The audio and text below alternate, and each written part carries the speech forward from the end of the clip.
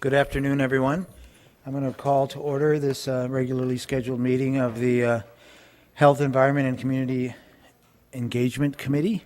I am the committee's chair, Councilmember Cam Gordon, and today I'm joined by Councilmembers Fry, Bender, Andrew Johnson, and Kano. We have 8 items on our agenda today. The first 2 are public hearings. Then we have some consent items and then 3 discussion items. Just to let folks know, if you don't have the agenda in front of you, the utility agreement negotiations as the last item, it's number 8.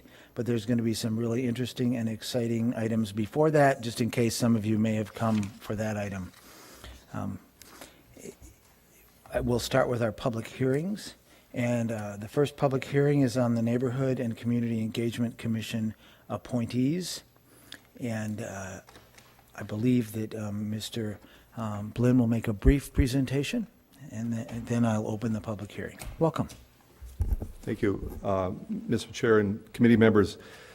The recommendations you have before you today came from a panel of council members and staff which reviewed all of the applications we received. We did receive 17 applications for only 4 openings, so it was a difficult choice. We received many very qualified applicants. And today you have the recommendation before you for the 4. I'll just read who they are. David Zaffron, who is here today, Eric Gustafson, Brittany Lewis, and Ishmael Israel, who is also here today. And Brittany and Ishmael are current members who are being reappointed. Thank you very much.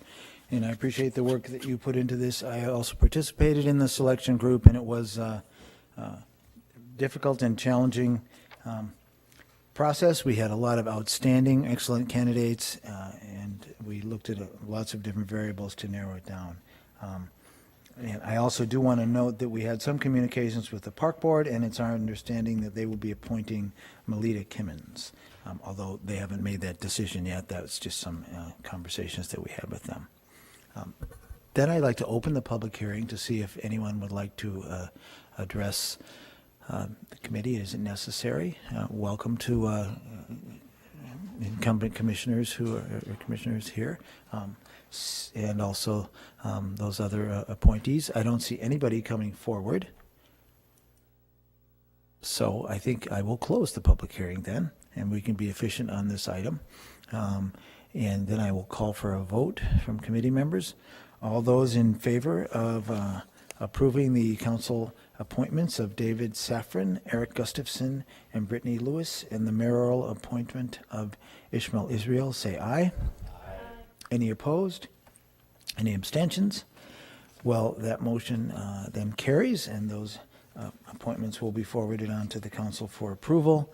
I really appreciate all the applicants that came, and also appreciate your willingness to serve. Those of you who are here today and who will be serving on this commission. It's certainly going to be a great opportunity to be on the commission. I'm looking forward to really looking at how we do community engagement over the next year and more, and see what we can do to make this a better system and work better for everybody. So thank you so much. Then I think we're ready to move on to our second item on the agenda, and this is another public hearing. This is a public hearing on an ordinance amending Title 4, Chapter 74 of the Minneapolis Code of Ordinances relating to animals and fowl, and this relates to the keeping of honeybees. And I believe we will have a brief presentation, and maybe you can, Ms. Harefield? Harefield, yes. Welcome. Hi, council member, chairman of the board, and city council member. I'm Caroline Harefield. I'm the new Minneapolis Animal Care and Control Deputy Director.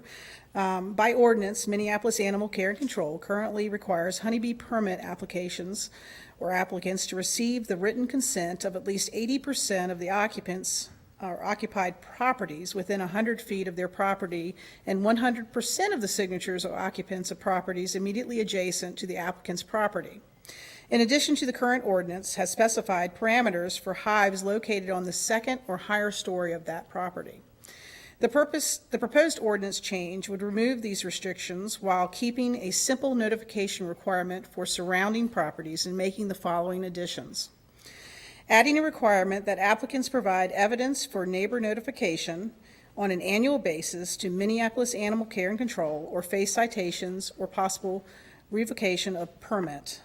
Specific parameters for applicants who are renters, requirements for fence latches, and requirements for disposal and or removal of hives, in addition of new subsection I, which requires rental property owners to post hive notifications in common areas and or continue to notify their tenants. And that is all. Well, thank you very much. Are there any questions for staff? Well, and welcome to the city, by the way, and welcome to this committee, and we look forward to working with you in the future. Thank you, sir. Then with that, I will open the public hearing on the honeybee ordinance amendments. One person has signed up, and we'll let that person go first. If you'd like to speak, you can also step forward and get in line as well. Welcome. Why don't you introduce yourself with your name and address, and then make your comments. I'm Pam Price, and I live and keep honeybees at 3321 Aldrich Avenue South. I opened my hives this morning, and frankly, 80,000 bees is less terrifying than this. I want to commend you for having passed regulations in the past to allow beekeeping and for revisiting them as we learn more about beekeeping. In particular, I think it's great that you're getting rid of the required permissions. I had to get 24 signatures, and it took 3 weeks because people weren't home. It's really hard to find that many people at home. Everyone that we did contact signed immediately. There were people who said, I'm allergic, and I will sign this petition.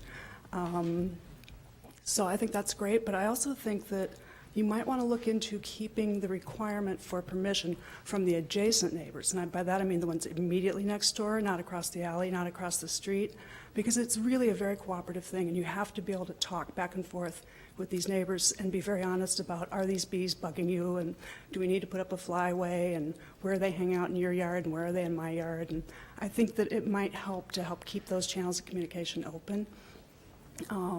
And I do like the idea of the annual notification, just because we found last year when our bees swarmed, having talked to everybody over and over and over about our bees, they were very aware of what a swarm meant. They were far more concerned for the bees that had left than they were for themselves. So I think that's a very important thing.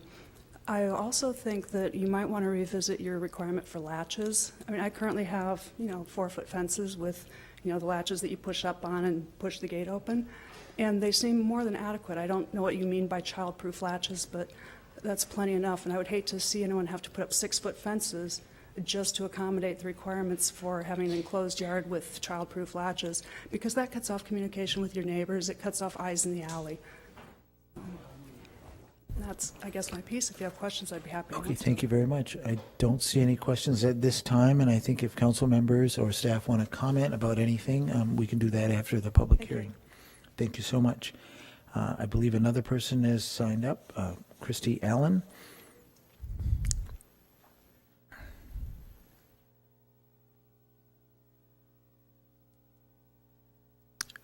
Welcome. Thank you. I'm Christy Allen of the Bee's Knees. I have an organization where we keep honeybees in Minneapolis and teach education classes and harvest the honey. And we also have a honey house. We have legally, well, we don't have any illegally, but legally we have 12 host sites, and we have 2 hives at each site. And we have acquired permission from all of our neighbors. And in some cases, with places that English is not a first language, or notification is a really wonderful thing. We've never run into any problems with people opposing. There may be one here or there, but most of it is lack of education. And I really support the whole process is pretty rigorous. You have to be educated yourself in order to get the permit, and then to let your neighbors know is really a really great thing. But if someone is against their neighbor, for example, for another reason, and they have the right to veto bees, I think that can be an unfair advantage to the beekeeper. Yeah, and I just support this. Sorry, I just got done beekeeping, so a little warm. That's all I have, really. Well, thank you so much. I really appreciate you taking the time to come down with your comments. Is there anybody else who would like to make a comment to the committee? Seeing no comments, then I will close the public hearing. And committee members, would anybody like to move this forward, make any comments, have any questions for staff? Councilmember Bender. Thank you, Mr. Chair. I wanted to address the suggestion about keeping the signature requirement for the adjacent property owners. We talked about that a lot back and forth with staff, really not wanting to create any barriers for future beekeeping. So not exactly what you were saying when you testified, making sure that neighbors are talking with each other and being proactive. In the end, we decided to remove all signature requirements, just wanting to make sure that we made it as easy as possible for people to keep bees, but we added the annual notification and some other specifications, like that you need to post the notification in a rental building, for example, to try to make sure that people were still communicating regularly with their neighbors.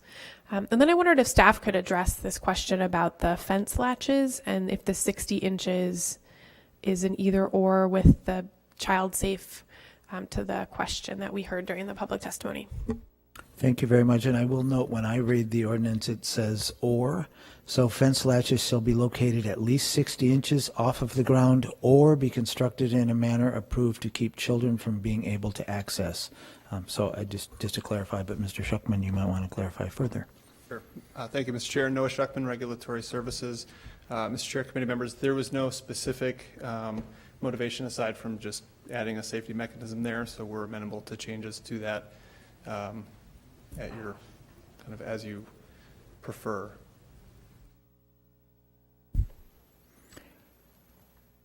Okay, I appreciate that. It looked to me as if there was, if the safety latch would be easy for a child to open, then we were asking the fence to be higher so that at least it would be above where a child could reach. But I'm not. We can consider amendments if you want. It seems to me that hearing staff's clarification that the intention is for it to say, or the way it reads is that it's either needs to be child safe or that specific height. So that the height is a suggestion, but not an absolute. Mr. Chair, Councilmember Bender, that works for us. Our main goal is that we're providing some security and safety options for people who have children that may be allergic that live in adjacent or neighboring houses. But I think that your interpretation is just fine on our end. All right, thank you very much. Appreciate that. And hopefully that addresses the concern that you're not necessarily required to have a six. I have no idea what a child safe. Oh, It's not defined. I don't know if the latches I have are child safe. well, and if people couldn't hear that, and it's typically we don't necessarily have banter back and forth, but sorry. I know there is information on child-safe latches. It's a common practice if you have children or toddlers or infants to try to get something that's a little harder, or if people who have a home daycare, and so they make latches that are trickier for kids to get into and others. And it's something I think that we could help you figure out, our staff could, or who are looking at how, if you're setting up a hive or what that would actually constitute, because they'd ultimately be a judge of saying that's not really child safe. But did you have an additional comment? We'll give you. No, I was just very curious about, so it's my responsibility then to keep other people's children out of my yard and to go out and purchase new latches if mine are somehow deemed not sufficient? By what standards, I don't know, because I'm not in the childcare business, and frankly, about the only way to get stung by a bee is to step on one, or to go stand in front of the hive and act threatening. Generally, honeybees are very docile animals, and they don't tend to attack or do anything like that. So unless there's a child that's been invited into my yard, they're not going to be there, and the bees are generally not going to be in their yards doing anything except collecting honey and nectar. They aren't going to go pursue children. I just think it's a strange restriction to me, and it seems to come out of fear as opposed to knowledge.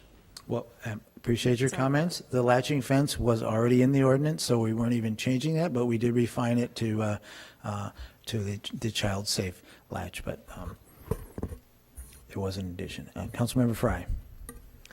I actually had one more question for the individual who just testified. How, I'm sorry, I forgot your name. Pam?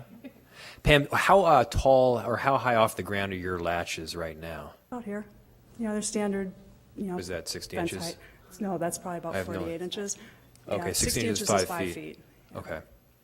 So, and it, currently, like I said, it's, one of the typical metal latches that you have to lift up on to Right. open the gate or to open the little hootsy-wutsy and pull the tongue out. And it, it's swollen with the rain now, so it takes a good hip check as well. Sure. But, I just find it kind of an ambiguous requirement. I think an enclosed yard with latching gates is sufficient. Is there a standard number of inches that generally they're kept off the ground, or no? Latches for gates, I think it just depends on how high you build your fence, and I think that most people who are, this is purely conjecture on my part, but I think most people who build, say, a picket fence, build it about this high, and most people who build a privacy fence build it, 6 feet high. Okay. All right, thank you. Okay. Councilmember Bender. I'm a little concerned mostly about the ambiguity that this is creating. And so, I think I will move to strike that underlined sentence out of section 6, which reads fence latches shall be located all the way through to the end of that sentence, and keep it so that it says each beekeeper shall enclose their property and or the apiary with a latching fence. So perhaps I could consider that a motion to move the entire ordinance amendment except for that sentence? Perfect. Thank you, Mr. Chair. Okay, so then we'll have that properly before us for consideration. Would anybody like to speak to that as moved? I'll speak to it briefly. I really appreciate this coming forward. I know that I've heard from a number of people about the signature requirements, especially if there's an apartment building that's very nearby and who all has to sign for that and how many people, and if it's across the street and they're not very impacted. So I appreciate the work and effort that's gone into this. I also think we've adjusted the fee accordingly.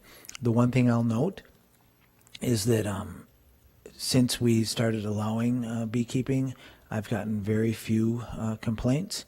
I think there have been a couple complaints about wandering bees, that people were concerned were coming from hives to get water from their yards and that, but I haven't gotten any complaints about a hive that's really too close to somebody's home. So I think that shows that opening it up makes a lot of sense. And I think the whole popularity of bees has just increased enormously, and now we're hearing more and more concerns about how critical it is that we have a healthy bee population if we expect to have a food supply going into the future. So I think that it really supports our efforts at building up local foods and promoting the environment in our city. So I really appreciate you bringing this forward, and I certainly will support it. Any other comments? All right. All those in favor, say aye. Any opposed? Any abstentions? Well, that carries then, and we'll move forward to the council. And now I'd like to go through our consent items and thank everybody coming for the public hearings. We just have 2 consent items. One is has to do with our school-based clinic. It's a college work study program authorizing execution of annual agreements for up to 5 years with Hamline University and Augsburg College to provide work to students eligible to participate in the college work study program, and authorize the Commissioner of Health to approve programmatic adjustments to the agreements as needed. The second consent item, or the fourth item on our agenda, is to accept a list of eligible providers for our Healthy Home Services for a 3-year period going through May of 2017. These were selected as a result of an RFP process, and we will authorize execution of contracts with one or more of the eligible providers for Healthy Home Services during the 2014 to 2017 period as needed. They include medical service providers, Minnesota Visiting Nurse Agency, also recruitment, client enrollment, and training education providers, ClearCore and J. Miller and Associates, and also a longer list of housing organizations, nonprofits, and community-based partners, including Twin Cities Habitat for Humanity, Urban Homeworks, Tree Trust, Community Action in Minneapolis, Rebuilding Together Twin Cities, Center for Energy and Environment, Project for Pride in Living, Sustainable Resource Center, and the City of Lakes Community Land Trust. And that both of these items will also be referred to the Ways and Means Committee. Would anyone like to discuss any of those further? Seeing none, I will then call for a vote on our two consent items. All those in favor, please say aye. Any opposed? Any abstentions? Those motions also carry.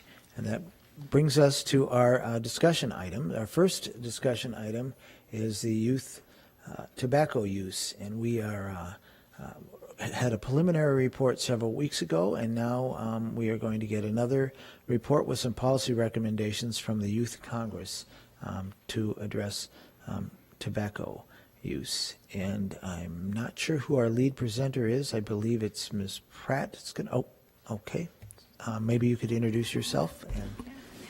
Good afternoon, Mr. Committee Chair. My name is Diana Fiorina, and I'm a Public Health Associate with the Health Department. On May 12th, we shared a presentation on our work to address tobacco issues in the city, including our work with the Minneapolis Youth Congress Tobacco Initiative. They have been working very hard since November of last year to investigate youth tobacco issues and have come up with their own recommendations. They have completed their process, and we're very excited to have them back to share their recommendations. Joining me today are some members of the NYC Tobacco Initiative: Molly Francis, Marissa Skelly, Makai Taylor, Jack Mammon, and as well as the coordinator, Tamika Williams.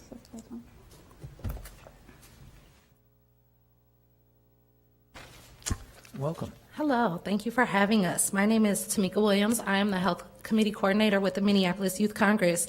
And the Minneapolis Youth Congress is a representative body of about 55 young people, grades 8 through 12, coordinated by the Youth Coordinating Board. And the MYC collaborates with its multi-jurisdictional partners, the City of Minneapolis, Minneapolis Public Schools, Minneapolis Parks and Recs, and Hennepin County to influence policies that affect the welfare of young people in Minneapolis.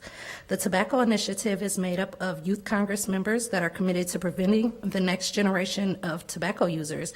And with that, I will let them introduce themselves and present on the great work that they've done. Thank you. Thank you. Good afternoon. Good afternoon. I'm Ali Francis. I'm going to be a senior at De La Salle High School in Minneapolis. First, I want to tell you about some of the prevalence and rates of use that we might have gone over, but I'll retouch on it. In 2010, the Minnesota Student Survey shows that Minneapolis 12th graders' smoking rate is about 15%. But from what we see in our neighborhoods, we think that the estimate is far too low. It doesn't show all the disparities that we have in our city. Research shows that 81% of adult smokers start smoking before the age of 18. And so we know and the tobacco companies know that youth are the most important market for the tobacco products.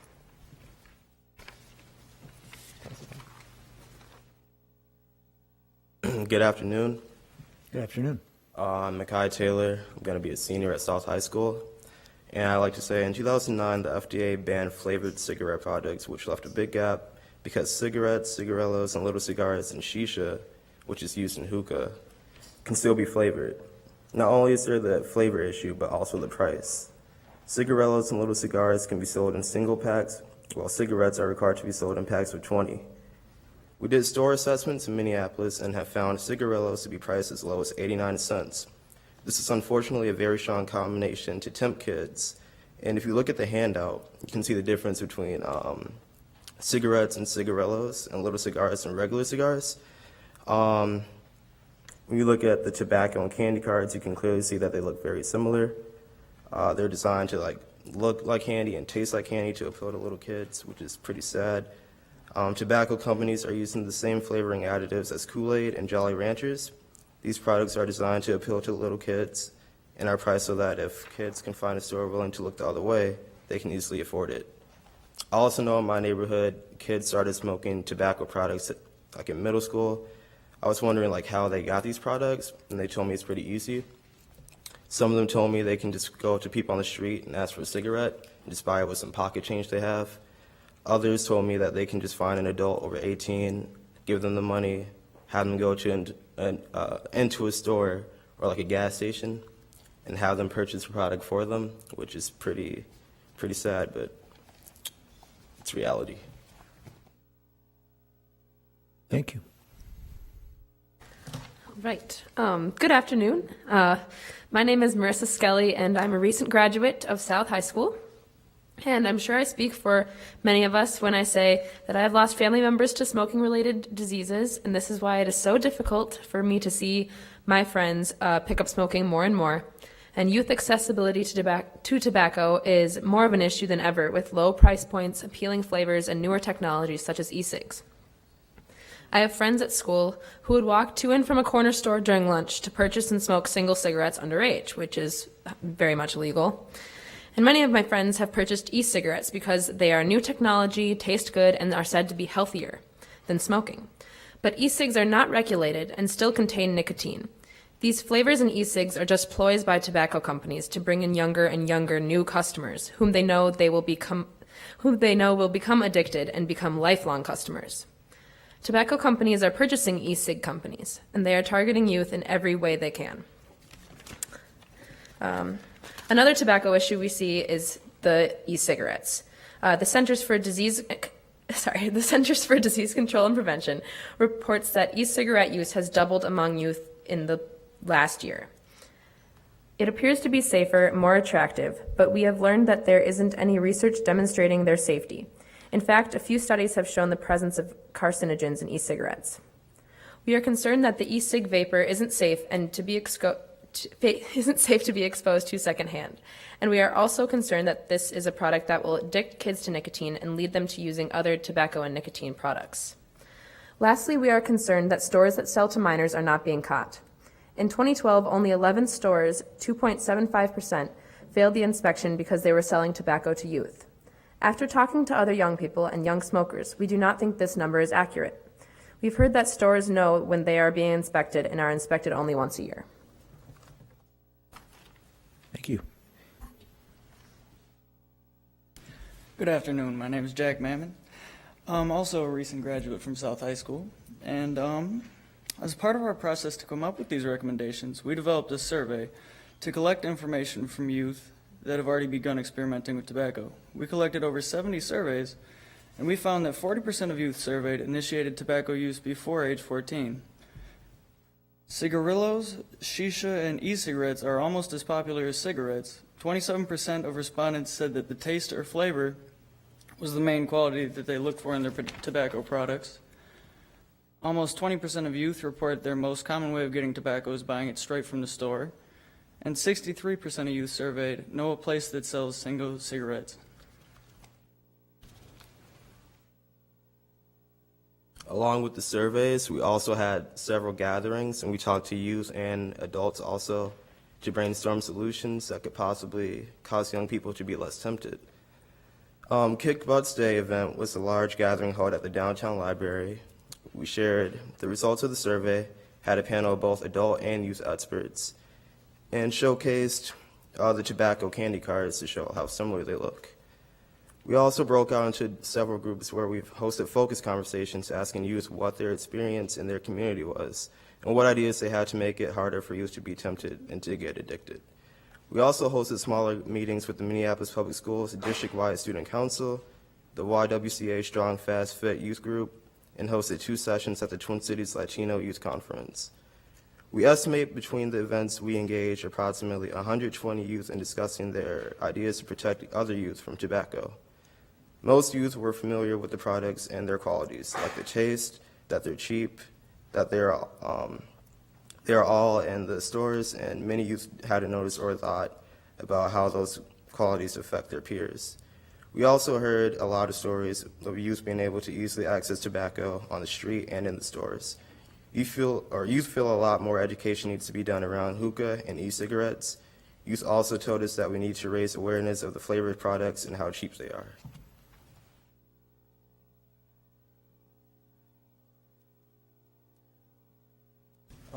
After we looked at our data and reviewed other tobacco information, our group decided on 4 recommendations. I'll share the first 2, and Marissa will share the final. Our first recommendation is clean indoor air laws, state and local, should prohibit e-cigarette use in all of the same places that cigarette smoking is prohibited. This is because not only do we not know what's necessarily in the e-cigarette cartridges, which holds like the liquid that burns into a vapor, but it's also not regulated by any means. And in the studies that they have done, many carcinogens that are found in tobacco products are also found in the vapors. And there have been traces of heavy metals, which can be very harmful when inhaled. Our second recommendation is minimum pack size and minimum pricing on tobacco items such as little cigars and cigarillos. This is because youth will often buy these products because they can purchase them in small quantities for pocket change. A minimum pack size, like in cigarettes, where they have a minimum pack size of 20, and then a regulated sale price, would reduce the allure for many youth. Instead of being able to purchase a pack of 2 flavored cigarillos for 89 cents, which is really easy for a youth to get 89 cents and just go to this corner store and buy something like that.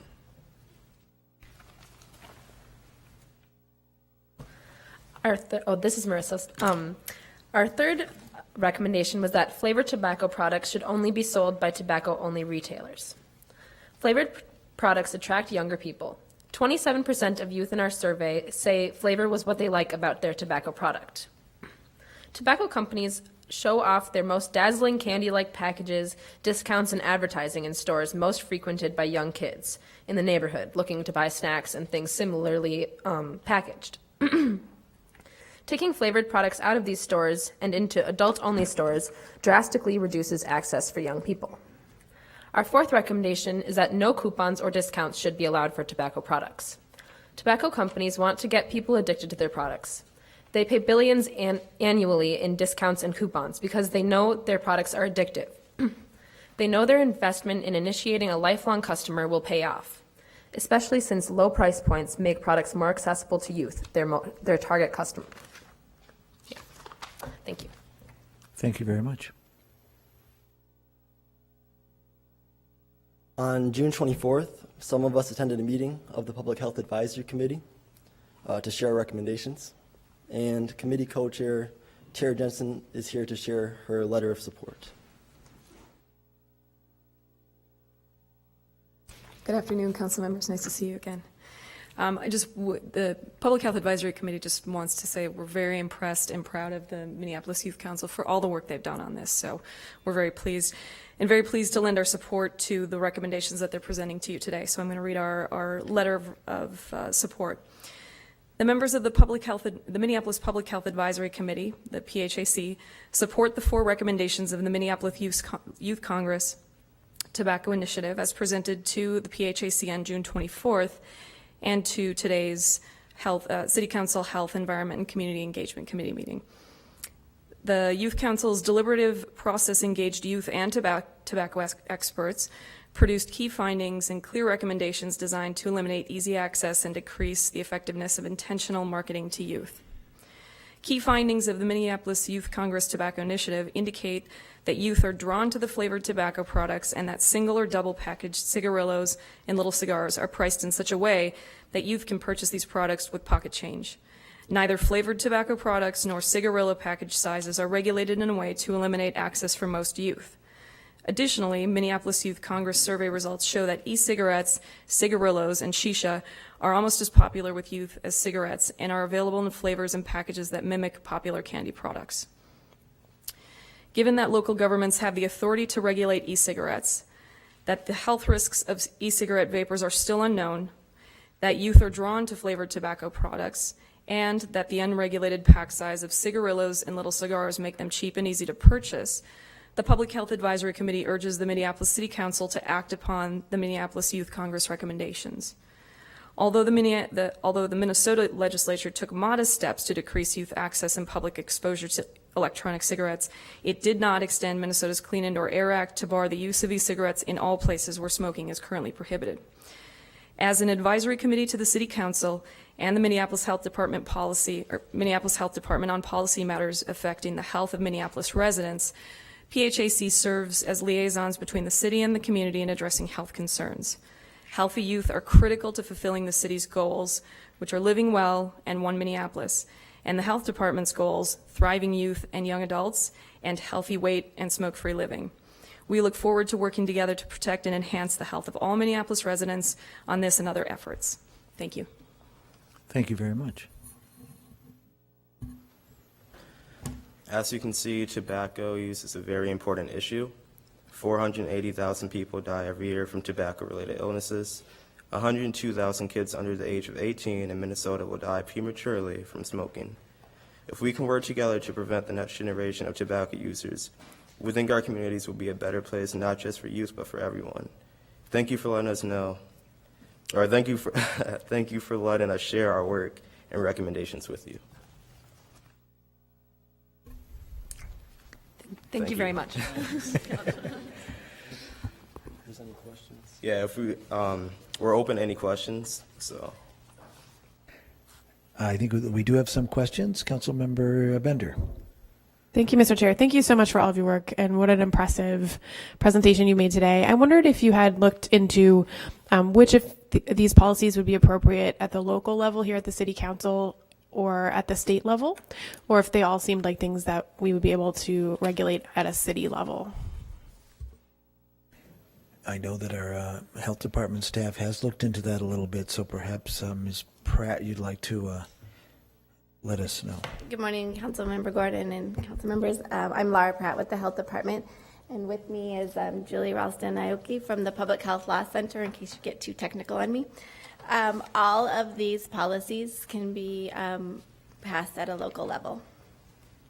There is and I think there's like a distinction. So if we were to take these 4 recommendations, the Clean Indoor Act provisions is in a separate place, but the other 3 all have to do with our business licensing of our cigarette stores. Would that be correct? I believe so. Yes, they are 2 separate issues. Yes. One would be amending or changing our Minneapolis Clean Indoor Air Act, and then the rest, as you said, are related to licensing provisions. Thank you. Councilmember Fry? First off, you all did an extraordinary job here. It was a really impressive presentation, and got, I think, a lot of us thinking up here about what we can do going forward in terms of the regulatory process. I find it almost a little bit silly that the conversation over the last year has been whether to allow pot for a medicinal purpose. Pot is organic, it's non-addicting, it doesn't cause anywhere close to the amount of health problems that cigarillos and these flavored candy blunts cause, yet pot's illegal and this is legal. It's crazy. I also read the other day, and I may have already said this at this committee, but there's a direct correlation between those who smoke cigarettes and cigarillos and these blunts and lack of success in the business world. And the reason is because when you have to smoke a cigarette, you have to go outside, you spend 15 minutes, you're not getting your work done, you're not communicating with others, and you're not developing the relationships that you would otherwise have, which is a big problem. And the way a lot of these brands are directly attacking youth is really problematic. So I guess my first question is, and you may have already said this, but are the companies that are selling these, White Owl vanilla blunts and pineapple blunts and white grape cigarillos and Black and Mild, are they held by a conglomerate that also sells regular cigarettes? Do you know? So I'm Julie Ralston-Aoki. I'm a staff attorney with the Public Health Law Center, and I have received a written invitation to provide technical assistance to this committee from Chairman Gordon. So that's why I'm here to provide educational information. And so on that specific point, the answer is really it depends on the product. Some of these products are owned by the larger tobacco companies, and some of them are from smaller companies. So, I mean, from a profit standpoint, it would make total sense for them to take a little bit of a hit on these candy flavored products, get people hooked, and then by the time they're 30 years old, they're purchasing the real thing. Is that what you're seeing them do? well, I will note that in the FDA's recent Surgeon General report on youth tobacco use that was issued in 2012 noted that when the FDA's ban on flavored cigarettes went into effect, that companies that sold both types of products, cigarettes and little cigars or cigarillos, the flavors that were assigned to their cigarettes were just transferred to their little cigar or cigarillo line. So it was the same flavors, just the different tobacco product. Yeah, that's disgusting. I really would welcome a proposal in ordinance form of any of these different measures that are here. I think I know I'd be all for it. Well, thank you. And I also want to thank everybody for the presentation, the information, all your work on this. I appreciate it. I think it's really impressive that you went out and engaged with other youth and got their ideas and their input. So I really appreciated that. I also wanted to note that I've already had a discussion with Councilmember Yang, and he's very interested in bringing forward the business licensing ordinance amendments.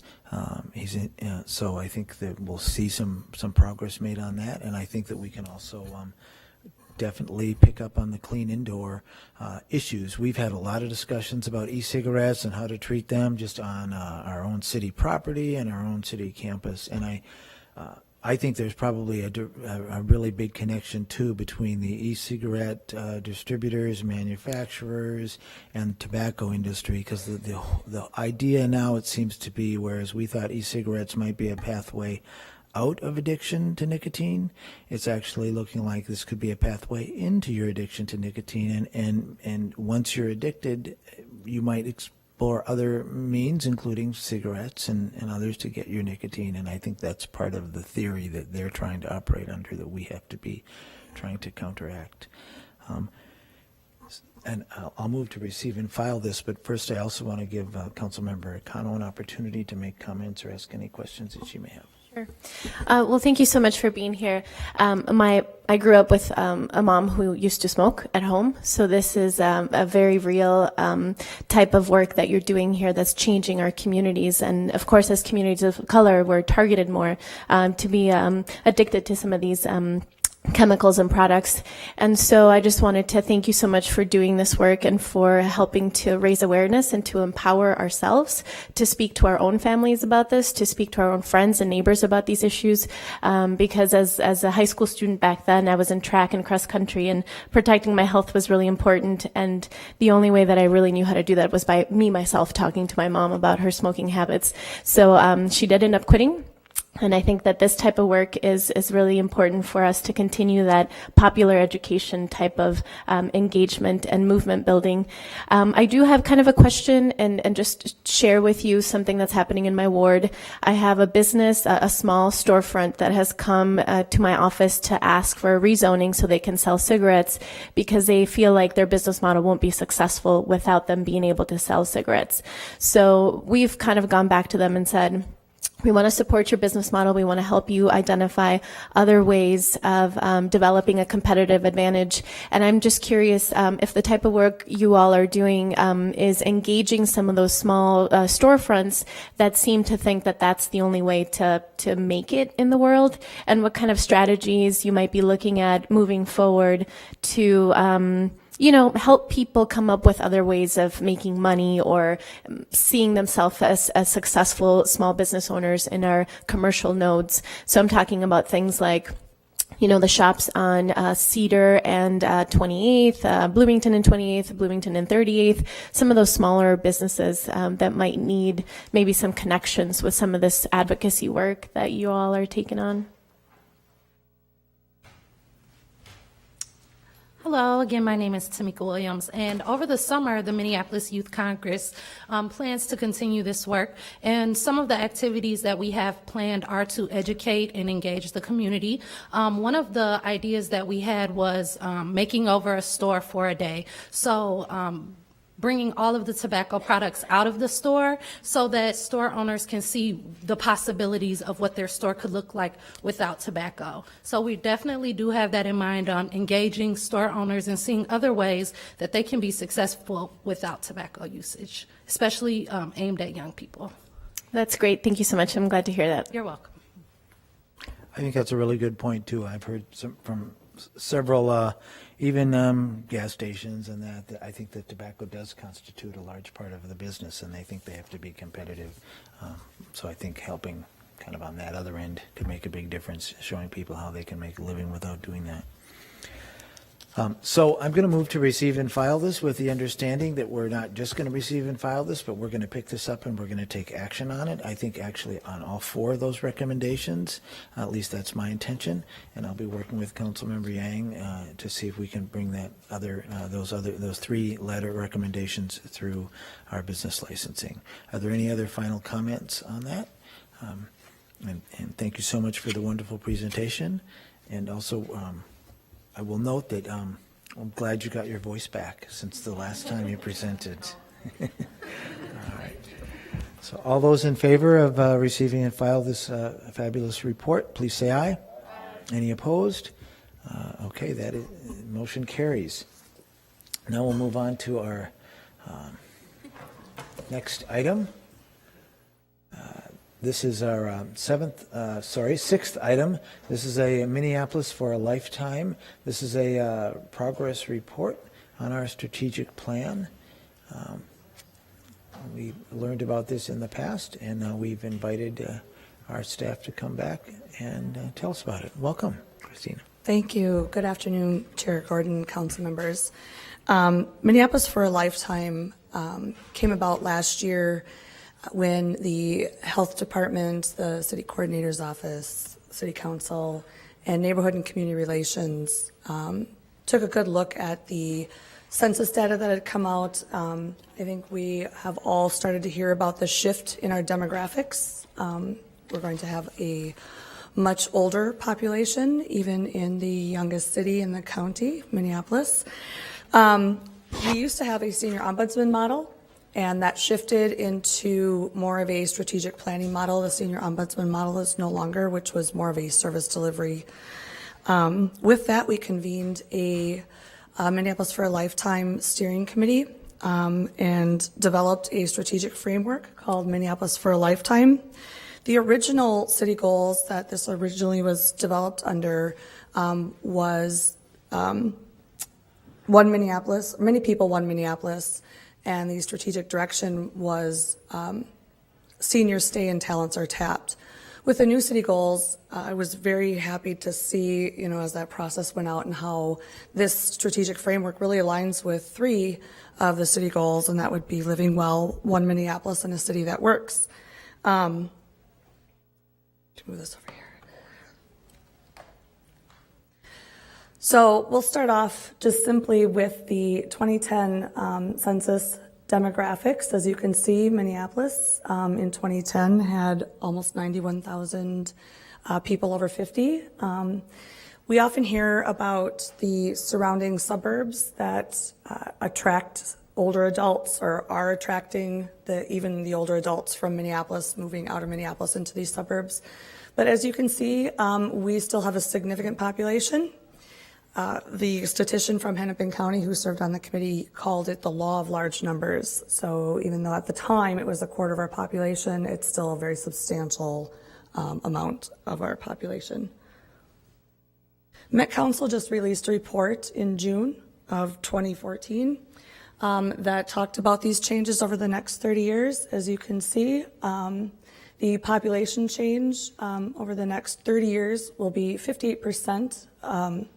For 65 and older, and with the region, it is actually going to account for 70% of the population change over the next 30 years. So we are going to have a substantial number again of 65 and older. Area households with children will account for, or right now account for, or will be accounting for 23% of the household changes, which also translates into demand for housing and demand for different housing. The 65 plus households will grow by 230,000. I do know that one of the goals of the city of Minneapolis is to grow density. With this report, we can see what that might look like. When it comes to the housing demand, only 9% of the housing demand for age 35 to 64, or age 35 to 64 will account for that. However, 20% is what we have now up to 2010, and it will grow in demand in 2030, as you can see, for new housing demand. So housing really came out strong as we were doing our planning and talking to community members and pulling in data from Hennepin County, Met Council, the state demographer's office, et cetera. What's interesting is also the preferences, is that most of the seniors are going to want to downsize and they're going to be selling their homes. One of the concerns that the Met Council report highlighted is that we could be looking at a housing issue. They were kind of leaning toward even a housing crisis again, where there will be so many homes being sold by older adults, there will not be enough people to purchase those homes. So that's something to think about. I know there's been a lot of conversations about housing and what we can possibly do to look at different ways to address our housing issues, such as the accessory dwelling units and new housing developments. But as you can see, they did say that the preferences in their study is that as adults get older, they do want smaller homes, attached homes, smaller lot sizes. So the Minneapolis for a Lifetime strategic framework did develop a vision, a mission, as well as an approach and several goals. The main focuses of this is really to highlight Minneapolis as a place to, at any age, to start your family, to work, play, live, and thrive at no matter what phase of life you are in. The approach really has to do with community engagement as well. We did go out to several community groups, culturally appropriate groups, pulled in several different government municipalities, different disciplines, everything from MnDOT to the University of Minnesota, to even Minneapolis Public Schools had some say in these conversations. So we really went out to the community to see if we were on the right track with where we were going with the strategic framework. After 6 months of kind of going forward, full steam ahead, a lot of stuff was already in progress and in play, and some stuff came on specifically from this plan. So our first goal was ensure all city services are delivered in a way that effectively address the specific needs of adults. 311 has met with the Senior Linkage Line. That is a state of Minnesota Board on Aging entity, and it's actually the 3 linkage lines. It's the Senior Linkage Line, Disabled Linkage Line, and the Veterans Linkage Line. They're all together, but they are an amazing resource, yet a fairly limited resource. They are from Monday through Friday from 8 to 4:30. So our 311 is looking on how they can collaborate and share databases, kind of triage calls back and forth, especially now that 311 has been able to expand. We have also connected with them on their community engagement strategy. They do plan on going out and teaching the community, especially targeting older adults, on what 311 is, and even training on the new technology, such as the application, the 311 app. The Department of Neighborhood and Community Relations has partnered with the Health Department's Research Division to come up with a community engagement focus group model. That's actually just starting its implementation. The facilitator has been hired and is now connecting with a multitude of community groups, both in Minneapolis and outside of Minneapolis. And the reason why they will be going to some of the places outside of Minneapolis and the surrounding suburbs, such as the Bloomington's Creekside Senior Center, some of those properties and activity centers in St. Louis Park, is to really find out why someone would not want to live in Minneapolis as they got older, why someone may have left Minneapolis as they got older. Do they want to come into Minneapolis, yet there's barriers? So we're really kind of looking at a holistic approach to find out what is working in Minneapolis as you get older and what's really creating barriers as you get older.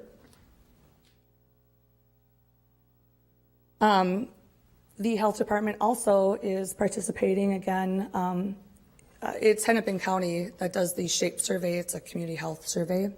And Minneapolis, of course, is a big partner and a huge recipient of a lot of that information.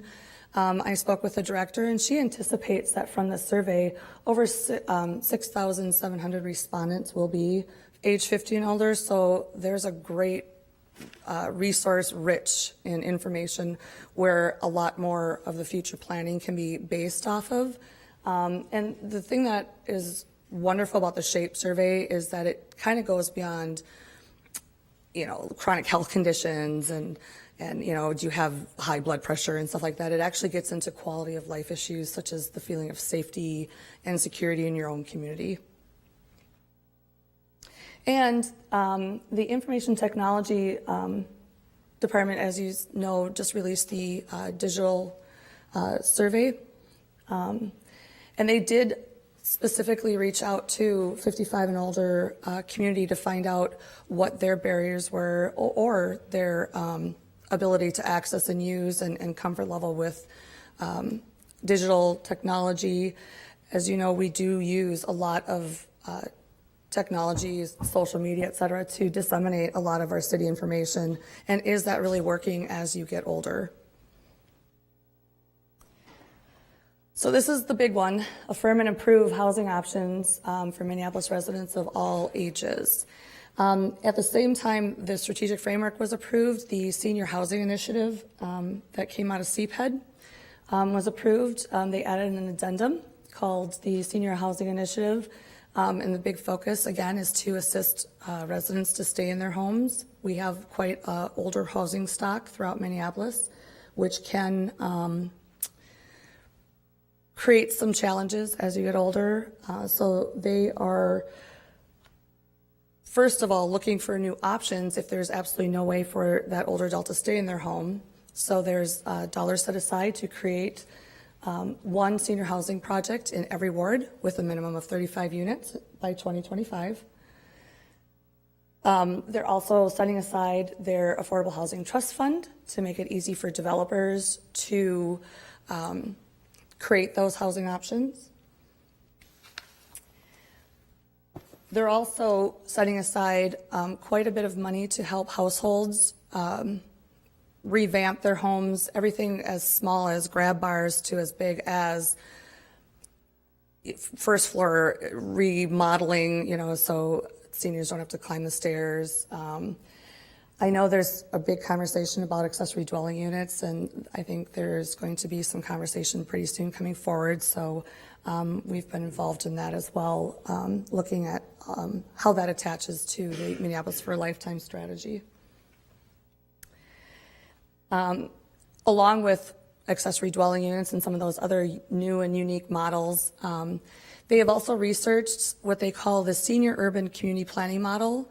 So that's really taking a look at what is in a neighborhood and what could be added. There are some neighborhoods that are called NORCs, which stands for Naturally Occurring Retirement Communities. You probably hear and see them more down in some of the southern states. But we will have neighborhoods that will have more significant aging population than other neighborhoods. And it's about taking a look at what's already in that community, what could be added to that community, whether it's changing the way the green spaces or how retail is added, et cetera. Even how the bus routes go in and out and how the transportation works. So they are looking at all of the models around the nation to see which fits best, or maybe even a hybrid can be created from that. Regulatory Services has just created the Homeowner Navigation Program. That's actually a collaborative effort between them and Neighborhood and Community Relations. Again, this is a focus on keeping older adults in their home. The program really addresses those who are struggling with housing violations, everything from grass not being able to be maintained to the house in pretty disrepair. There is a staff that's dedicated to work with them one-on-one to come up with a plan, even stop the process of continuing the citations to help that homeowner work through the barriers to getting their home up to code and to prevent it from falling back into code violation. And that's been extremely successful. I'm actually hoping that they're going to be coming forward toward the end of the year with a report on all that success. There's a lot of success stories with that. Environmental health, as you saw, they had quite a list of vendors that they wanted to expand and approve. That is out of the Healthy Homes Grant, which also collaborates with the Homeowner Navigation Project, specifically to help seniors stay in their homes. As you see, we put hoarding and non-hoarding. As these two programs have gone forward, we have started to really see a lot of homes that are in really dangerous states. And so we are now involved with the state of Minnesota's hoarding task force. It's becoming, unfortunately, quite a crisis. The estimate, which in some neighborhoods are probably going to be a little different than others, is that 1 in every 3 blocks, there's a potential hoarded home.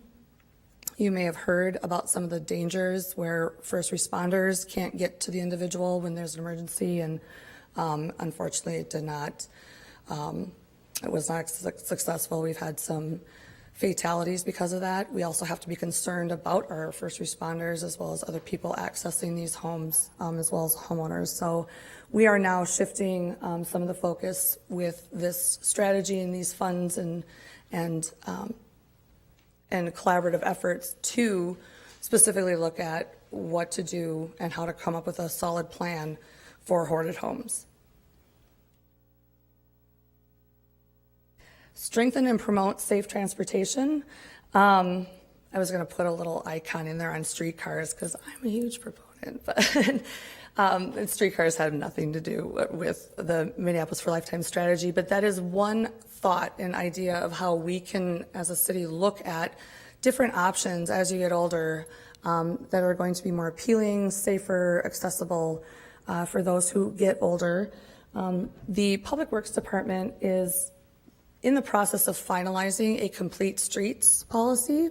Hennepin County has one. It's a pretty robust policy that also has to take in consideration Hennepin County and MnDOT and how those that collaboration will work.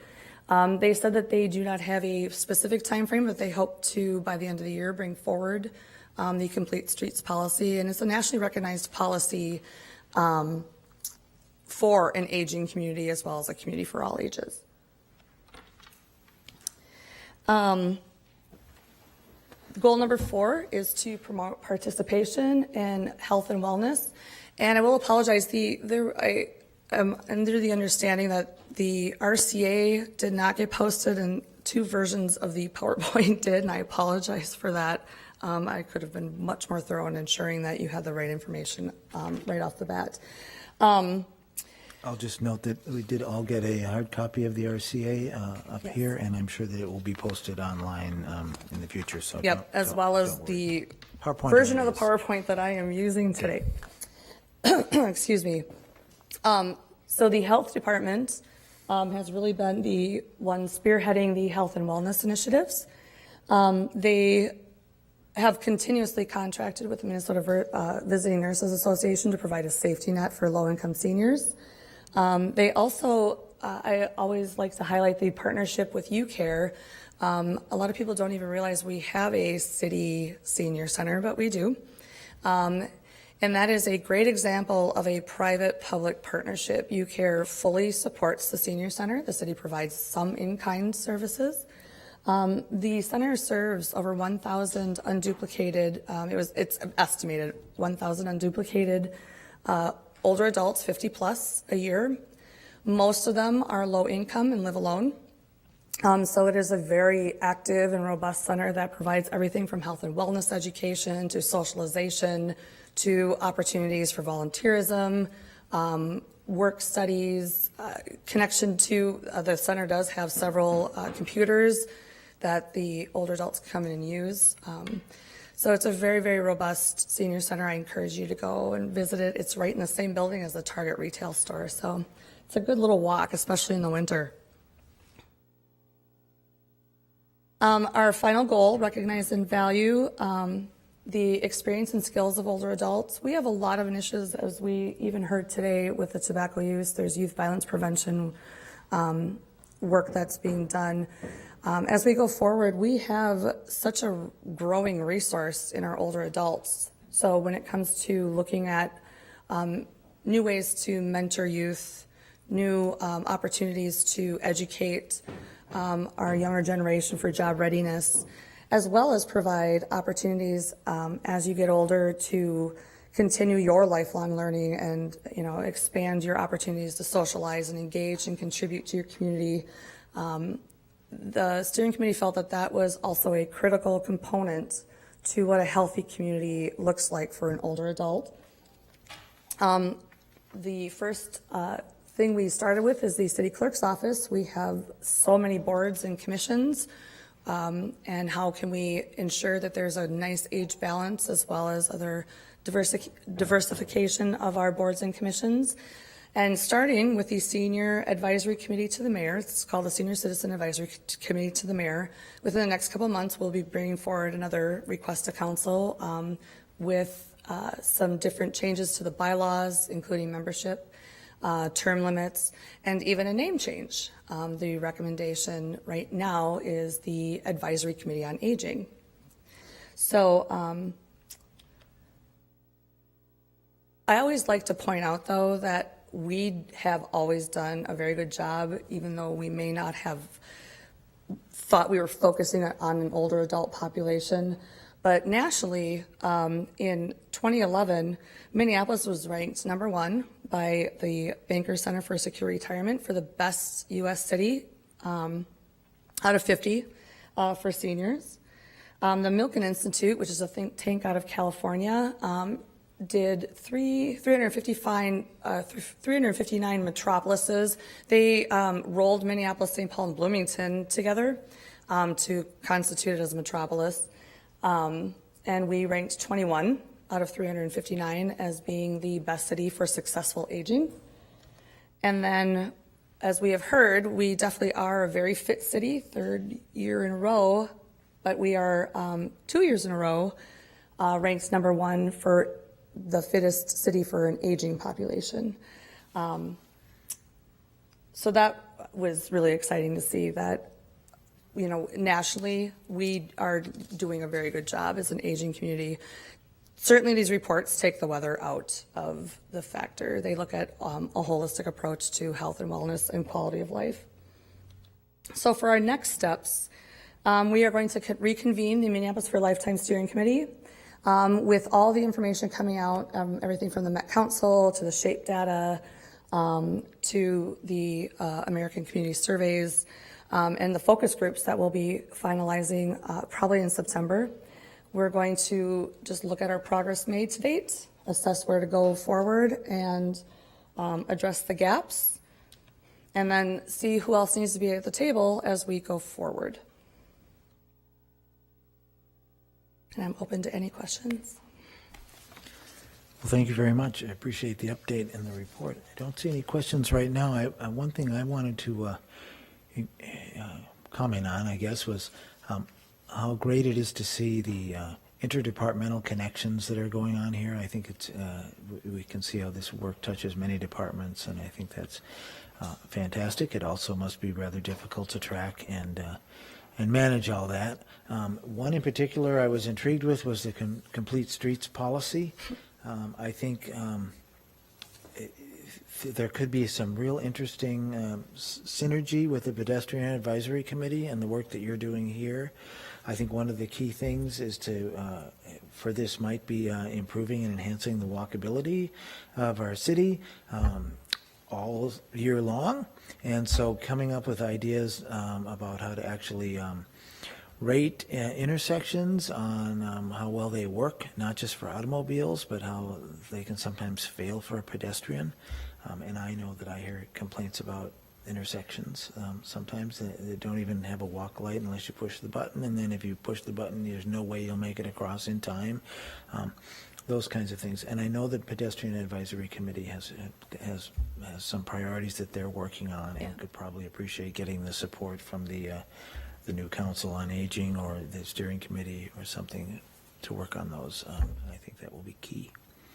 I'll be excited when I come forward with the next 6-month chunk, because there's a lot of great stuff in the works where the conversations are just starting. And again, it's a lot of interdepartmental as well as multi-jurisdictional collaboration. So.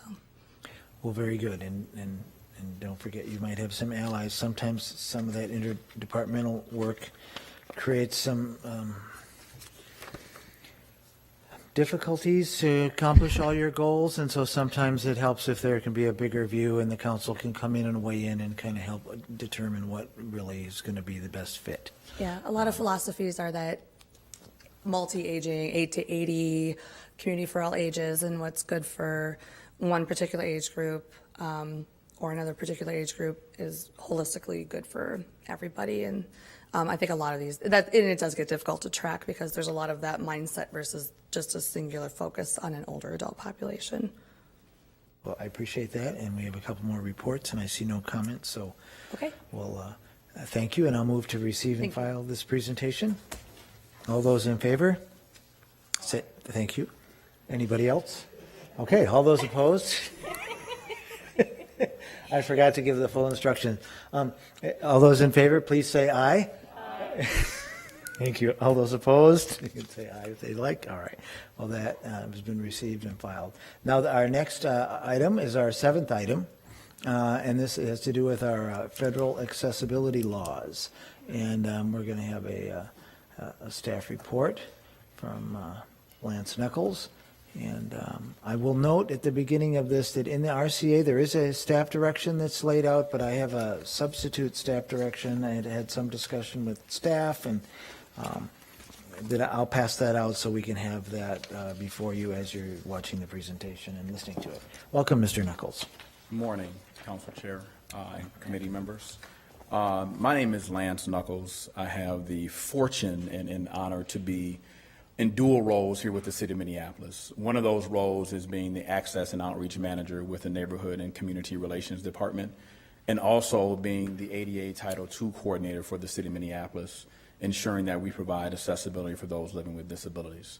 So it's an honor and a privilege to be having this conversation with you today and sharing a little bit of work about who we are and what we do, to provide a context that the work that we do is about creating accessibility for all residents who live in the City of Minneapolis, which is one of our strong goals in the One Minneapolis. And so our opportunity to create avenues to do so is really important. So I'll start with just sharing with you our mission, if you will, around access and outreach, is to provide community relations services, to create access to decision-making processes for underrepresented communities, removing barriers of race, cultural norms and practices, disability, and language in order to foster full civic participation while ensuring that the core principles of engagements are guiding our relationships. That's a mouthful, but I really want to cut it down to this. It's about making sure that every resident that lives in the City of Minneapolis has an opportunity to have their voice be heard and be a part of the process that we call civic engagement. I have a wonderful opportunity of leading a team of individuals from 6 different community-based areas. One of those areas is the African-American community, which is a new position that I've had a chance to bring on board in the last year. We also work in the Latino community. We work in the Southeast Asian community. We work in the Asian community. Just heard my staff member, Tina, just speak to you about the Minneapolis for a Lifetime plan. We also work in the East African community as well. And so working in all these communities, we're able to connect with residents on their own terms. I think historically as an enterprise, we have sought to engage residents on things that we felt were important on our terms, and so we use a model that's a little different. We actually have staff who spend most of their time being immersed in community, understanding what's important to our communities on their own terms. Some manifestations that have come from that is the Latino Engagement Task Force. Another incident of that is the development of the American Indian MOU. Those are examples of how we've had staff go into community, being around a common table, having conversations, and us understanding exactly what those communities want, and then meeting on their terms to move things forward. So an example of some of that work I really want to share with you that I think is important as we talk about accessibility. Within the Latino community and working in partnership with the Latino Engagement Task Force, our department and other city departments have connected with them in a very active listening role in supporting some very productive legislation getting passed here in the state of Minnesota, which is the DREAM Act, which really provides access to education for students who are undocumented to move on to post-secondary education. And that work was passed in the last legislative session. And so I'm very proud to share with you that in that shared work with community, just gotten communication that in March of 2014, we've had 4,429 successful applications approved through the Deferred Action for Childhood Arrivals Act, which is really supporting undocumented students be able to access higher education and be able to pursue their dreams as being residents here in the city of Minneapolis and state of Minnesota. So that's a manifestation of some of that work. In addition to that, we've also worked within the Southeast Asian community. My new employee, Michael Yang, has had the opportunity of connecting with the 18 Hmong families and really getting an understanding about what their issues are. And in that, public safety and connection to leadership and education were some of those key issues. And so we were able to bring, for the first time in the city's history where the Hmong community has resided within the city of Minneapolis, we were able to bring the 18 Hmong families together and have a dialogue with the mayor on July 2nd, which they're very honored and pleased to have had that opportunity to connect with leadership. And I'm quite certain we'll be bringing them in front of this body sometime in the near future to engage you all in things that are important to them and how you and your positions might be able to support them in their work and their vision for building community prosperity. And so all of these things, I share those notions around accessibility. I think that accessibility has been described by engaging people on their own terms. And I believe that as an enterprise, we have two opportunities that are federal opportunities that are supported by federal law. The first is being the Americans with Disabilities Act, which was passed in 1990, which really provides a meaningful way for those living with disabilities to fully participate in civic participation processes. Whether it's attending a public meeting, whether it's accessing services from a city, whether it's participation at a community level, the ADA, the Americans with Disabilities Act, is designed to provide meaningful accommodations for those living with disabilities to be able to fully participate. And it's a part of our civic responsibility as an enterprise to make sure some of those things happen. The other one of those laws that I really want to bring to your attention is a part of the 1964 Civil Rights Act, which is the Title II law, which really speaks to limited English proficiency, which again, language can be a predominant barrier for those to fully participate in civic engagement, not only fully understanding English and not fully being able to articulate their values and positions on issues that are opportunities for them. And so between those two laws, I think is a great opportunity for our department in neighborhood and community relations as an entire department to really look at how we provide opportunities for our city to move forward in the next decade or so. We have been able to have a model of engaging community in three ways around this accessibility work. Working directly with neighborhood organizations, supporting them in their infrastructure to understand how to engage, reach out, understand cultural norms and practices to be able to host community meetings and engage those who are underrepresented on their own terms. In addition to that, we've been able to go out into community. I described some of those activities earlier in my conversation about how we work with communities to understand their priorities and be able to help elevate those issues within our enterprise.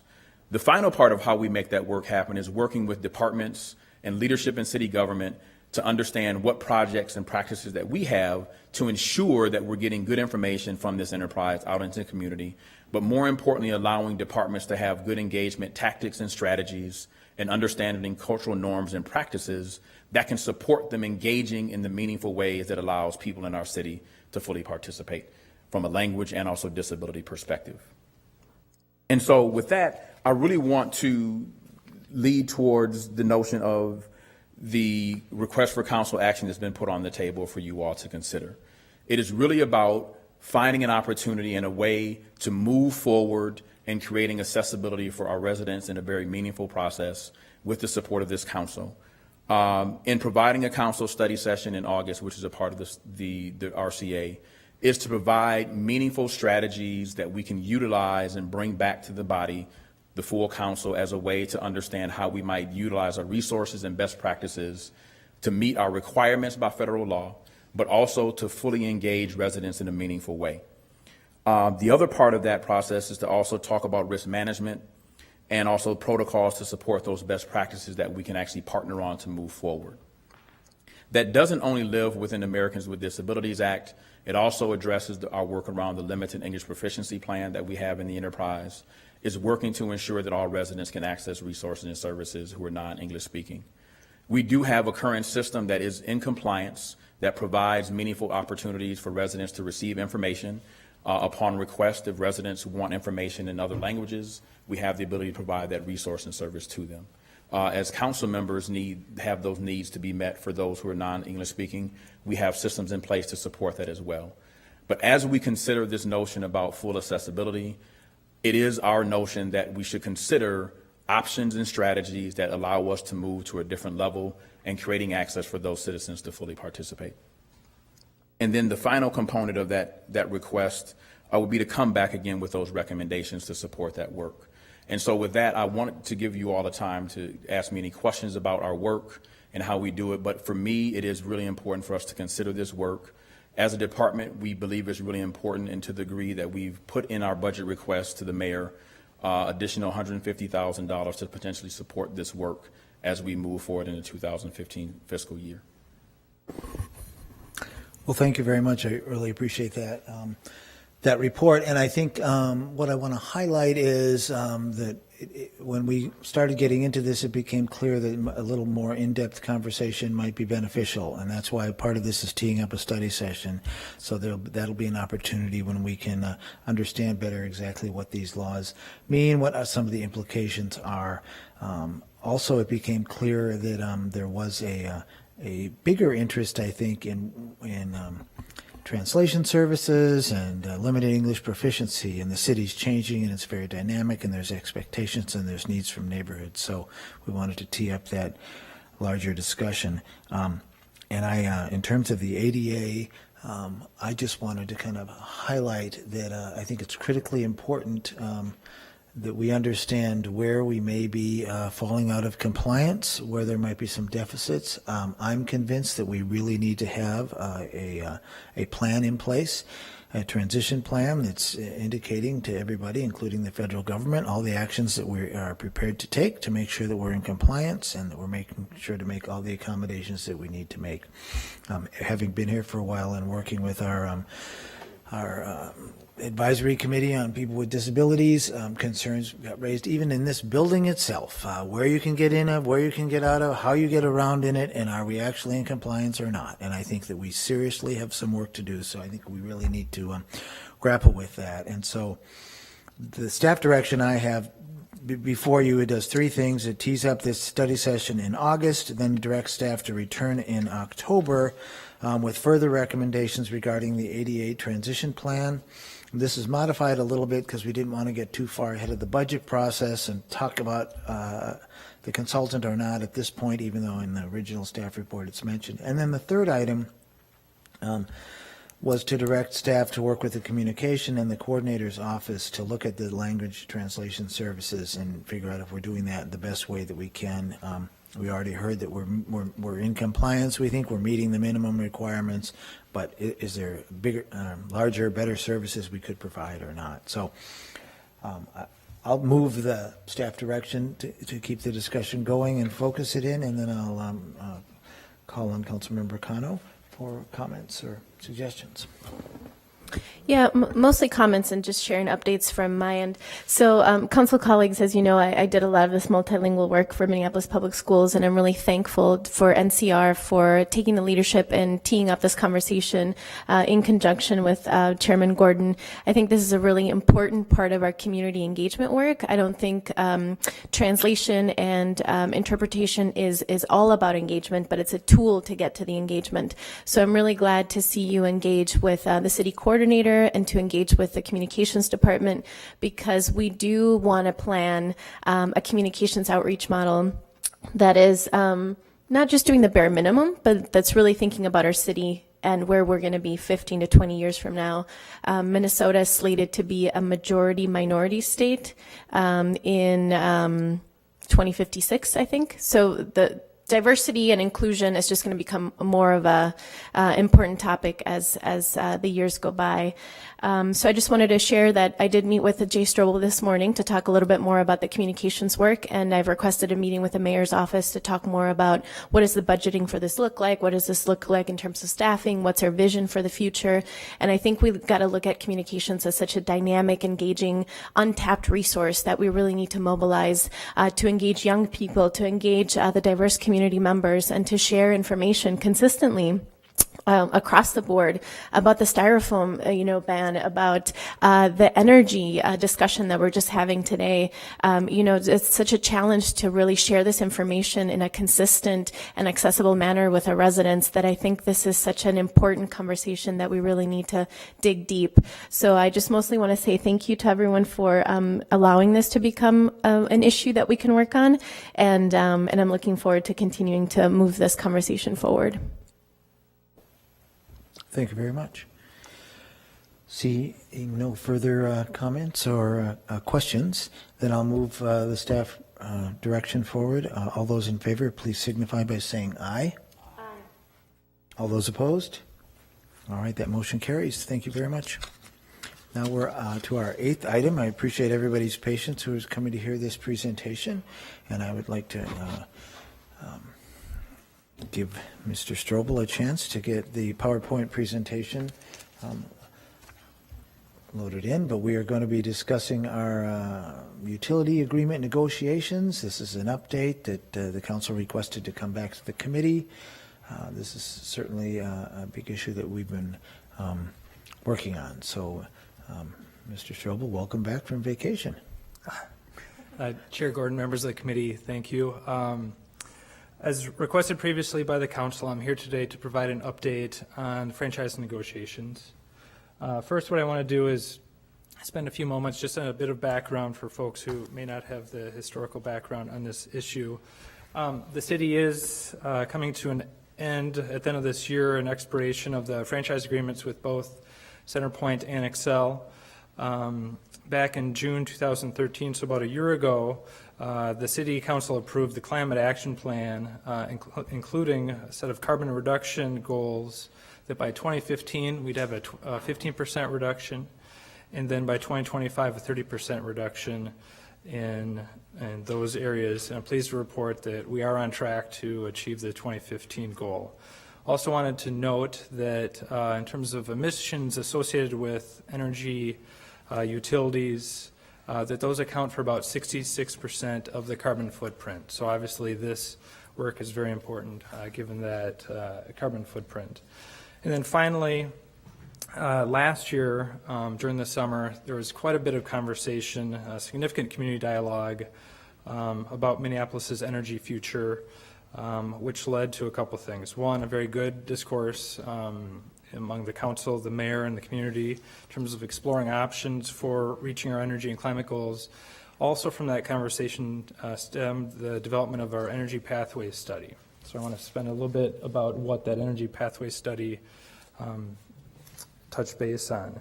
The council has previously received a full update on the pathway study back in February, but back in June 2013, the city initiated a contract with the Center for Energy and Environment, CE&E, to complete the energy pathways study.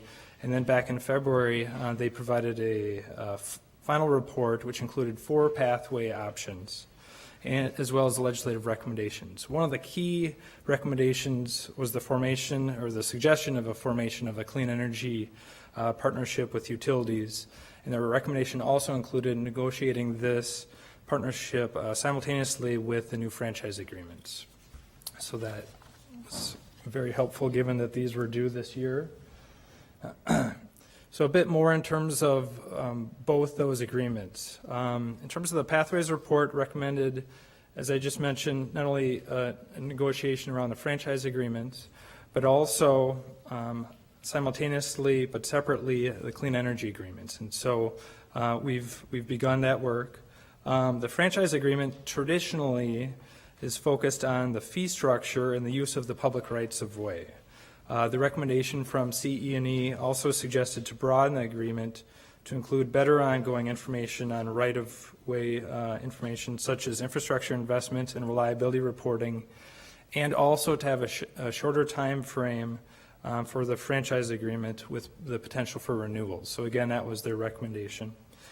Their clean energy partnership, which I'll speak about in a little bit more detail in the next slide, essentially the recommendation there was to establish the structure and a set of mutual agreed upon goals to jointly plan, prioritize, and prioritize our clean energy activities in the city, between the city and CenterPoint and Xcel.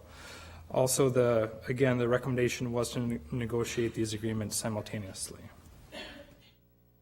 A little bit more specifically on the clean energy partnership, from a structure standpoint, it was proposed that the board be comprised of leadership from the city, Xcel, and CenterPoint, and that leadership body, that partnership board, be informed by a community advisory committee and a staff team. I think that we've provided a handout with a few more specifics exactly on the clean energy partnership that I won't get into all those details today, but it is our expectation to develop not only the structure but also a partnership to pave the way to accomplish not only the reduction in the greenhouse gas emission goals previously mentioned, but also goals related to the areas of renewables, energy efficiency, environment and infrastructure equity, and the resiliency of our energy infrastructure. I should also wanted to note that this concept, the Clean Energy Partnership Agreement concept, was shared earlier this year with the PUC and with the support from Xcel Energy and CenterPoint. So they were very intrigued by this opportunity before us. Finally, in terms of the status, per council direction, the city did form an executive team which comprised of the mayor, Council President Johnson, Council Vice President Glidden, and then Councilmember Gordon, chair of this committee. In addition to that, we've also formed a negotiation team which has representatives from the coordinator's office, the attorney's office, finance and property services, the mayor's office, and we're also getting support from the Center for Energy and Environment as well as part of our negotiation team. In addition to that, we also have a staff team that's providing expertise to both the executive and the negotiation team. The executive and the negotiation and staff teams have met several times in the last couple of weeks, and I think we even have one additional meeting tomorrow to try to land on what exactly are the city's priorities as we begin these negotiation sessions, which are starting later this week. The negotiation team does intend on having regular meetings with the executive team to making sure that people are up to speed in terms of where we are in negotiation. And while preliminary conversations have begun with Xcel Energy and CenterPoint, more formal negotiation meetings are starting, as I mentioned earlier, later this week with Xcel, and then in a couple weeks with CenterPoint.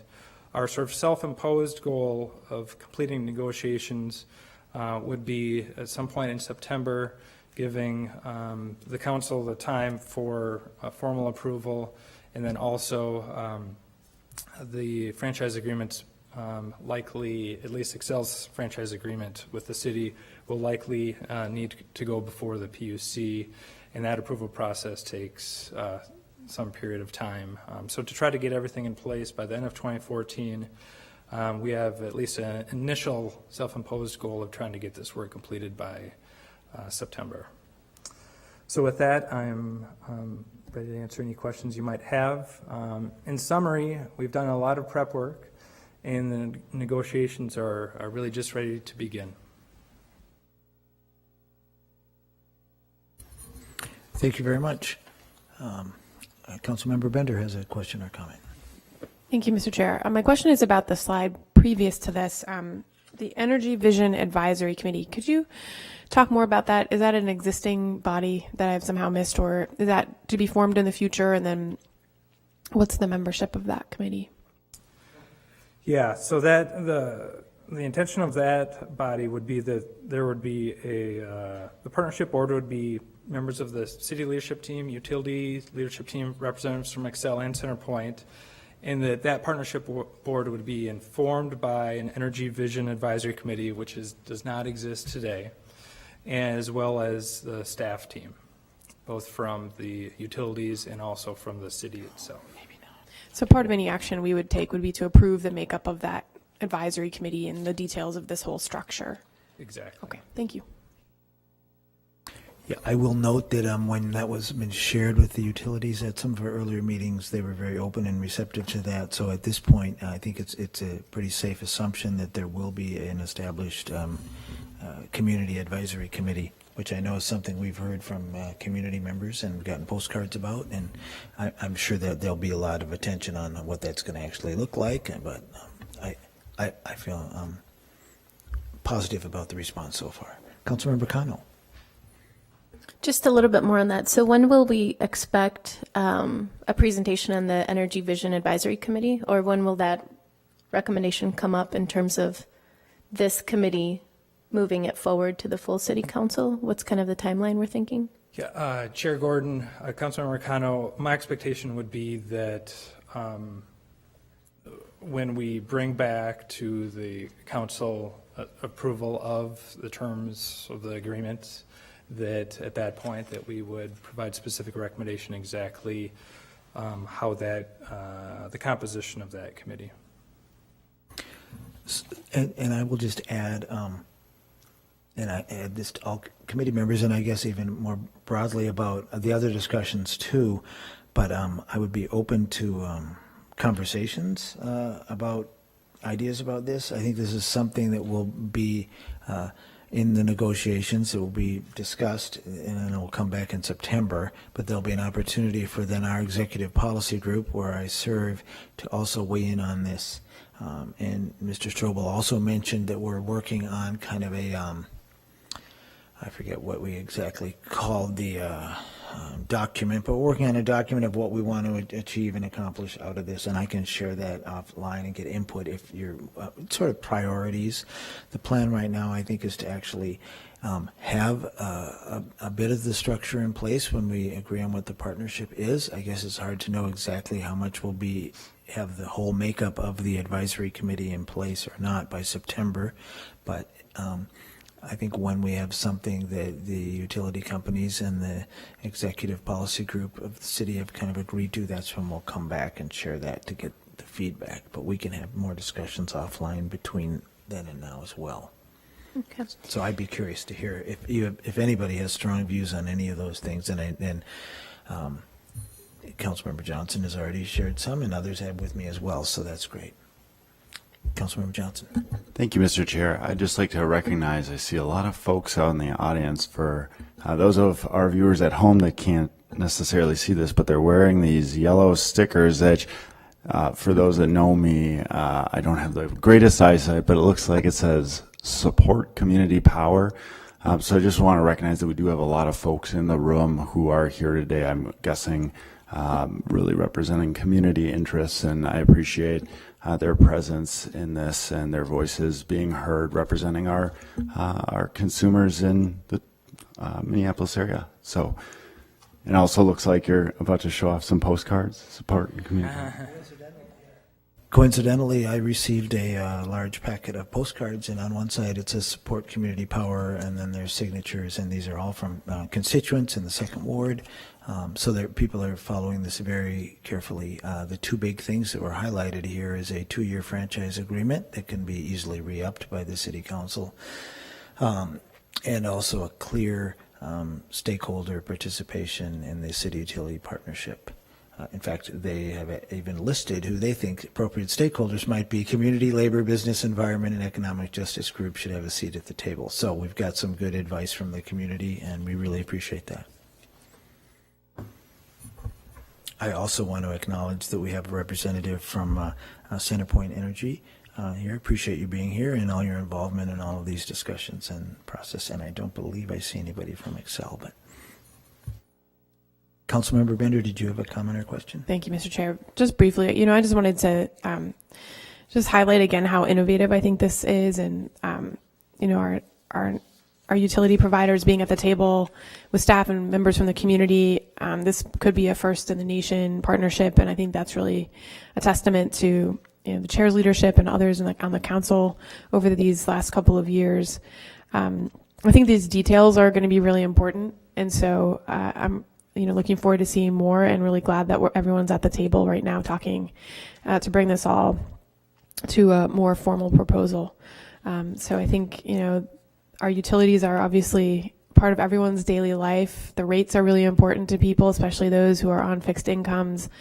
And then we have to meet our environmental goals. And so bringing all those together in a way that meets the needs of the private businesses, that acknowledges the infrastructure challenges that we have, our aging infrastructure, and then meets all the needs of our citizens and businesses is really challenging. So thanks again for all the hard work on this. Councilmember Johnson. Thank you, Mr. Chair. I was wondering if we have any specific investments that we're looking at now, or maybe we'll save that for another time, another conversation. But I just want to encourage that we continue to work for more investment within our city. I know we have an aging infrastructure, and kind of the conversations last summer with MEO, Minneapolis Energy Options, a lot of that was around more affordable, more reliable, and greener power. And I know that reliability piece is also interconnected with the greener aspect, because if we don't have the right infrastructure in place, it does make it difficult, especially with new technologies emerging, for individuals to be able to connect up to the grid and be contributing as I guess heard on the radio this weekend, prosumers in our green markets energy economy. Thanks. Thank you. Councilmember Cano. Thank you, Mr. Chair. So a few comments and then a question. Ward 9 residents were very active in elevating the type of attention and quality of discussion that came around this subject, and many of them are here today. And I think it's really important for us to continue to support them and our city to re-envision our energy futures. And I would like to echo and highlight Councilmember Gordon's reading of the postcard that talked about a 2-year franchise agreement. And I support a 2-year franchise agreement because I believe it positions Minneapolis residents strongly and in a very proactive manner in ensuring that we're always getting the best that we can get from the companies and the corporations that want to do business with us. It keeps Minneapolis competitive, it keeps companies on their toes, it keeps us innovating, and it keeps us, above all, in line with some of the energy and sustainability goals that we've put together. I do wonder, I met with some residents this morning that are really interested in this topic, and they wanted to know what kind of outreach efforts or education the city of Minneapolis was doing around National Night Out to get more people to talk about this issue, mostly because there's a sense that a lot of folks aren't being engaged in this discussion in a very meaningful or deep manner, where we're raising awareness about the true implications of this discussion for the long term. So I don't know if there's anything in this plan or in this energy partnership where we're talking about engaging diverse communities, doing outreach to residents and neighborhoods, and maybe some of the block clubs and the block club leaders. What kind of sort of education effort does this have, if any? I'm not sure that we've had much discussion about doing that outreach as the city. Mr. Strobel, are you aware of anything? Chair Gordon, Councilmember Cano, I would have the same response. As part of our initial conversations we've had around this with the executive team, that particular matter has not come up. I will note that I really appreciate that we're being pretty public about where we are so far with this meeting. In fact, the document that was passed around, it looks very similar to the document that we shared and preliminarily agreed with utility companies. So this kind of information could be duplicated and shared, and it's public. And I would encourage others who want to organize and advocate around it to share that and do what they can too. And Yeah, I mean, it's interesting to think about because I remember Excel was able to send a letter to all to all of the residents in Minneapolis talking about, this kind of thing that was happening. And so if they're able to send a letter, I don't know if there's a way we could, I don't know. I'm just kind of putting it out there as a need. I think community members want to have a real understanding of these discussions, and they want to have transparency, and they want to have true representation. And I think it would be important for this energy partnership to discuss what does that outreach effort look like. If it's a true partnership, how do we communicate on an equal footing about what's really happening. And then lastly, I just wanted to say that, I think all the time an effort that you have put into this, that the city sustainability department has put into this. I know it's not easy. And thank you to the mayor's office for being here, with Stephanie, representing the zero waste initiatives. And I do remember that at our zero waste forum, somebody talked about creating community power stations. And so localizing power production at the neighborhood level with bike stations and sort of more of the mobile, human-powered approach at this, and connecting it to the transition towns conversation and connecting it to some of the peak oil conversations and being really, challenging ourselves to really look at positioning Minneapolis, as Councilmember Bender has said, as one of the national or international leaders on this topic. So thank you. thank you very much. Councilmember Fry. Thank you, Chair Gordon, and thank you, Mr. Strobel, for the report. I think we're definitely moving in the right direction here, and as Councilmember Bender pointed out, we're really taking some great strides towards being the leaders in the country on it. What I want to make sure is that this partnership structure that I'm looking at here ultimately has some teeth to not just hold a discussion, which clearly it says, but also has teeth to kind of make decisions at the end of the day. As many of you know, I'm not for just setting up a work group or a task force or a commission or something that, talks a whole bunch and then goes home and watches TV. I want something to happen at the end of this. So I just we need to make sure we're moving in that direction. And then the second piece is, we're obviously looking at sort of the long-term goals. I also think it's important that we look at short-term goals as well here. And one of them that appears to be low-hanging fruit, at least in my mind, which is not directly involved with sort of the negotiation here, but I think does have an impact, is the outfitting of a lot of these multi-family dwelling units or buildings with new and more energy efficient mechanisms. So, right now I believe both Excel and Centerpoint, I'm not sure, Al, have the obligation of reducing carbon emissions by about 1.5% per year, and then I know Excel gets money to then meet those goals.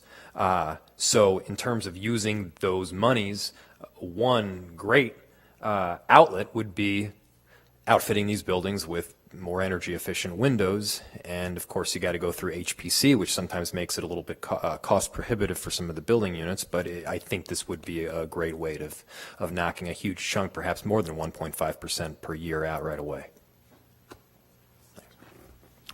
Mr. Strobel, would you like to respond?